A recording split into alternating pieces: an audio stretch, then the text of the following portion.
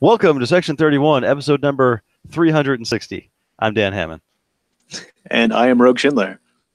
This week, an abbreviated show. We've got a spoiler, a Metamorphosis spoiler, an appropriate spoiler. Now that I'm looking over and I see the lore, there's a 31 reference, and we'll talk briefly about Gen Con's coming up. They released a schedule of events, but shall we start with the spoiler since it's a first edition conversion? Yeah, first edition comes first. This is a hint, I guess. I don't know. Revised Neelix. And it's weird because it kind of, it's like a lot of the conversions where you look at it and like, oh, I know this card already. You're like, wait, no, this is 1E.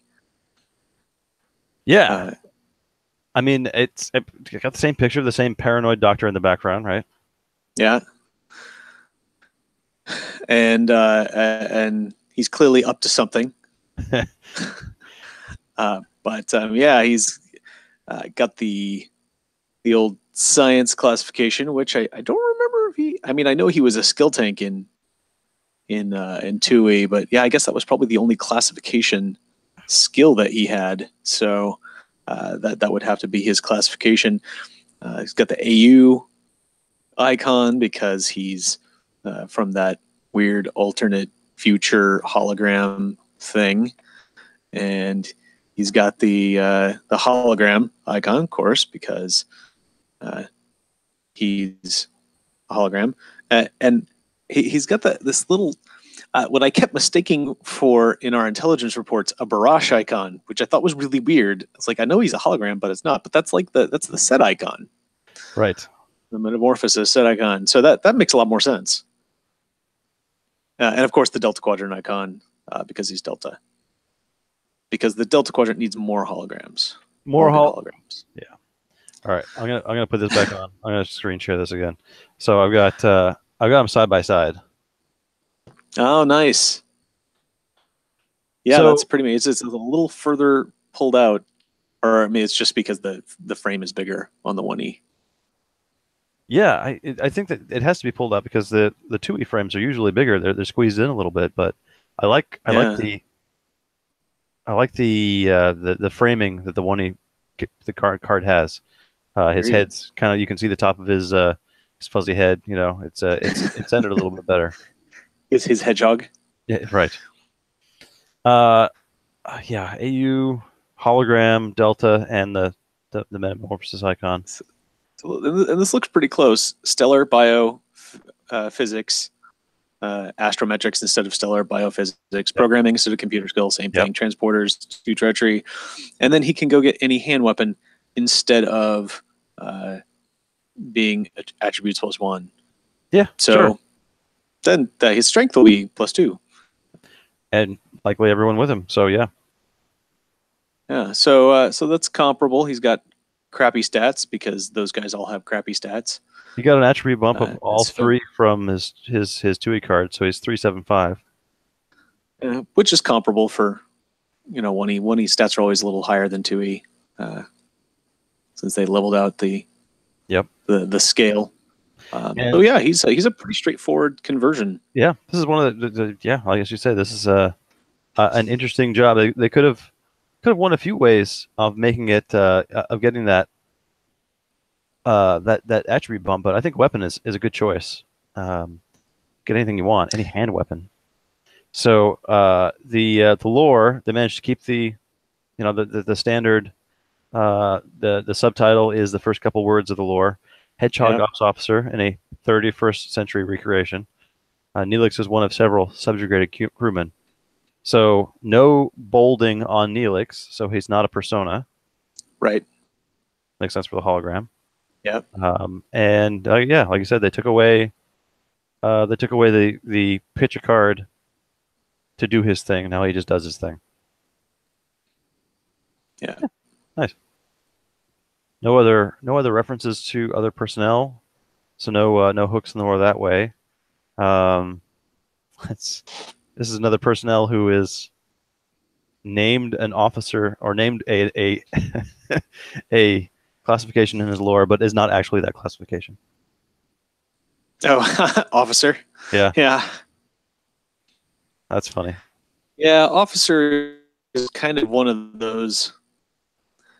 Going back, I'm kind of shocked they even kept it in 2E, because it's one of those you go back and you're like, okay, you really didn't need to have, because all of those guys should have officer. There are lots of officers in Starfleet that don't have officer card, the officer, the officer classification. Uh, and it's clearly either should have been just an icon or just merged with leadership, if that's really what they were good. But yeah, All right, so pretty straightforward. I guess the biggest spoiler is that's one. I imagine we'll see the rest, right? it would certainly make sense. I mean, we're not really into the sprinkling of flavory things like this, and we haven't seen any of these before. So I imagine we'd at least see a few, enough to make things interesting. And he lost his, as I said, pitch a card called him or regular Neelix to do something. So Right. maybe that would be in the simplification of some of the other holograms as well. Yeah. Which was pretty interesting to try when you were playing. The one time I tried playing these guys backwards compatible in 1E. Was this before or after you can print them? Because I never had as many copies as I wanted of that 7 of 9 to just destroy people. It was before, but yeah,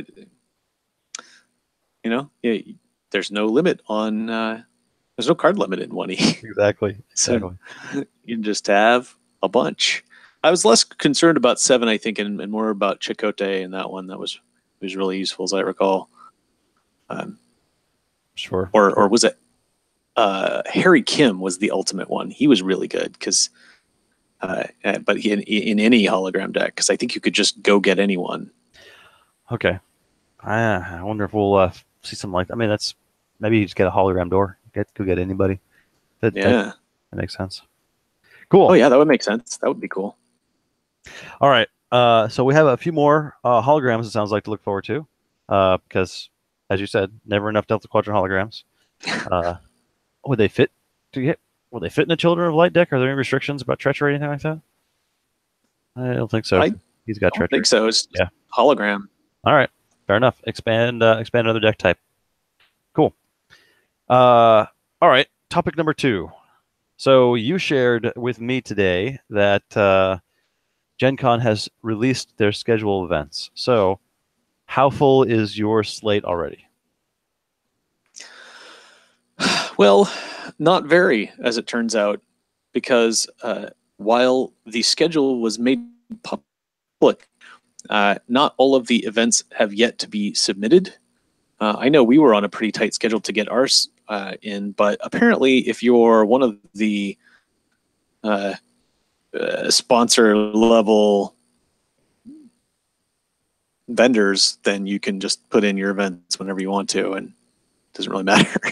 I kind of remember going through this last year. The adventure card game events were not in the initial release, and we were kind of drumming our fingers waiting to see if and when there were going to be any events. They did end up having them come out at least sometime before registration. Yeah, because we were trying to get into the open and a couple of other random events. But there's not a lot of time left. I mean, it came out yesterday. The event reg goes up on Sunday, the 7th, 6th. All right, so we got a week or two. Whatever that first Sunday in May is. So about 2.5 weeks. Okay. 1.5 weeks? Yeah, 2.5 weeks. So, yeah, we'll see. I haven't poked around the Paizo boards yet to see if they've said anything. I know somebody actually spotted it last year. So nothing there. L5R has been really silent. They had the big inaugural release last year, but there was a lot of pageantry. It was really cool. I was really expecting something, to follow up the Kiko Matsuri tournament from last year. I'm guessing there's going to be something because of the 3 events they have listed. They only have 1 event per day, Thursday, Friday, and Sunday. 1 basically constructed open tournament, and Saturday is suspiciously empty. So I'm guessing there's going to be some kind of big tournament on Saturday, and they're just waiting to announce it or solidify things that way. So, I mean, those were the two things I was really interested in finding out. Obviously, I could basically go and play ACG all day, and without that there, it's kind of like, all right, I gotta go look and see what else is going on, I guess.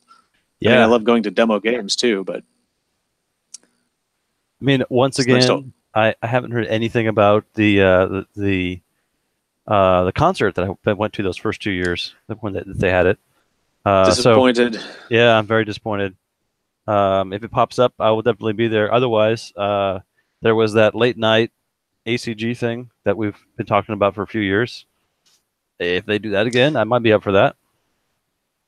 Yeah, there's the special is on the list for the RPG, but they have not announced anything about the ACG aspect of it yet. So let's hope that something comes up. I was excited to see one thing. Brian, our friend Brian, got me into a podcast a little over a year ago called the One Shot Podcast, which is really interesting. If you've never checked it or listened to it, and you like actual play podcasts, it's really great because you play usually a 1 or 2 or 3 episode stint of one session of a game. So, and it's kind of full circle. So it's kind of encapsulated. You get this flavor of this game. It's not really good to learn how to play the game, but it's good to get a feeling for the atmosphere of the game, I guess. There's definitely some I was like, oh, that's really interesting. And some is like, oh, that was fun, but I definitely don't want to play that. So that's really cool. They, on the flip side of that, spun off the one time they did Star Wars. They all had so much fun that they spun off, from One Shot, they spun off Campaign, which is actually playing the same game every week with the same characters, playing the Star Wars Fantasy Flight. And they're at like 93 episodes, and I'm almost caught up. And last year, they actually did a live in-character panel at Gen Con, and they recorded it as a podcast. And I was like, oh, man, I wish I had known about that. I would have totally gone. And they're doing one again this year. So now that I know that, and now that I'm familiar with them, I'm excited to go see them. So cool. If that doesn't conflict with a game of some kind, I would be interested in going to see that. So that's one thing on the list. Yep. Probably we'll do Tribbles again on Sunday, I'm guessing, before the flight out. Yeah, it looks like 11 o'clock is scheduled for Tribbles Masters, along with 10 p.m. That's good. Yeah, it's nice. Look at it a little earlier so we don't have to worry about whether or not we're going to get kicked out or people, kind of crunch people's flights Sunday afternoon, evening. We got all the Star Trek Continuing Committee events are up. We got 10 o'clock Tribbles every night, of course. There's, I believe, 1E Masters Friday morning, 2E Masters Saturday morning. There's a 1E and a 2E sealed deck on Thursday. And then there's the other game in the afternoon after each of the Masters of some form. Nice. All right. That should be a nice, a good slate of upside events. Yeah. Excellent. How about you? Anything catch your eye on the Gen Con schedule yet, or have you had time to thoroughly peruse it? I've been reading a lot of reviews and commentary about the latest Magic set, because it's been a lot of nostalgia. But the last couple of sets have all been all about nostalgia from 25 years of the game being around. If there is, I know they do walk up just running. Once 8 people show up, you can sit down and play. Just draft some, pay and buy much pack.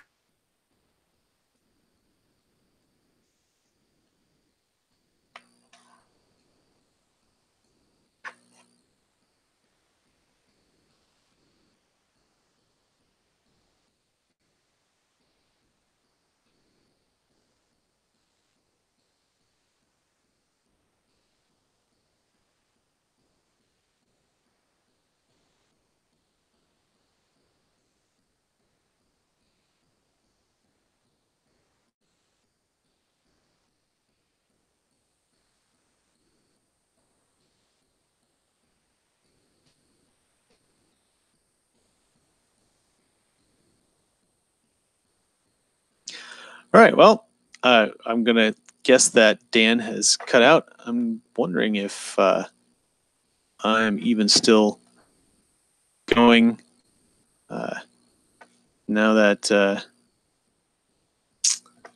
he was hosting. But this is a really interesting experiment. We'll get to find out whether or not you can still see me while he, who was hosting the call, is now gone. It does look like he is trying to restart. So, oh, no, waiting for people to join this call.